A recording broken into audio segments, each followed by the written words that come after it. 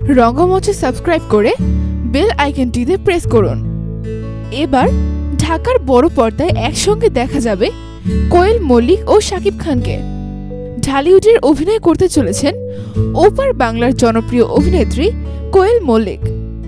গত 1 অক্টোবর শামীমুল ইসলাম শামীম পরিচালিত the plan ছবিতে চুক্তিবদ্ধ হয়েছেন তিনি। কোয়েলের সঙ্গে ছবিটিতে আরও অভিনয় করতে পারেন কায়েস আরজু ও জনপ্রিয় অভিনেত্রী পরিমণি। এছাড়াও কিং শাকিব খানকেও দেখা যেতে পারে ছবিটিতে।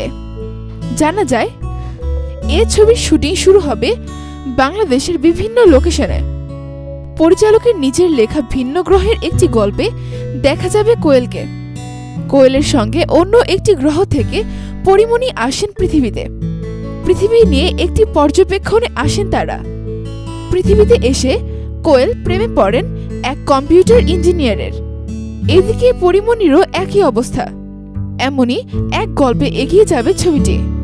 শামীমুল ইসলাম শামীম বলেন, চলতি বছরই ছবিটির শুটিং শুরু হওয়ার কথা ছিল, কিন্তু আমার রানিং ছবি আমার প্রেম আমার প্রিয়া এর কাজ শেষ না হওয়ার কারণে শুরু করতে পারছি না। তবে এরই মধ্যে 15 লক্ষ টাকায় কোয়েল মল্লিককে চুক্তিবদ্ধ করেছি। এছাড়াও আরজু এবং পরিমণিকে আগেই চুক্তিবদ্ধ করেছি। তিনি আরও বলেন, শাকিবের সঙ্গে এখনো কথা হয়নি। শাকিব এখন শুটিংয়ে দেশের বাইরে আছেন। দেশে ফিরলে কথা বলবো। শাকিব রাজি না হলে ওপার বাংলা থেকে দেবকে নেওয়া হবে। এমনকি দেবের সঙ্গে ছবিটি নিয়ে প্রাথমিক কথাও হয়েছে। তবে শাকিবকে নিয়েই কাজটি করতে চাইছি। ওয়ান স্টার মুভিজের ব্যানারে ছবিটিতে আরও অভিনয় করবেন আলিরাজ। ছবিটি প্রযোজনা করবেন মোজাম্মেল হক খান। এতক্ষণ সাথে থাকার জন্য ধন্যবাদ।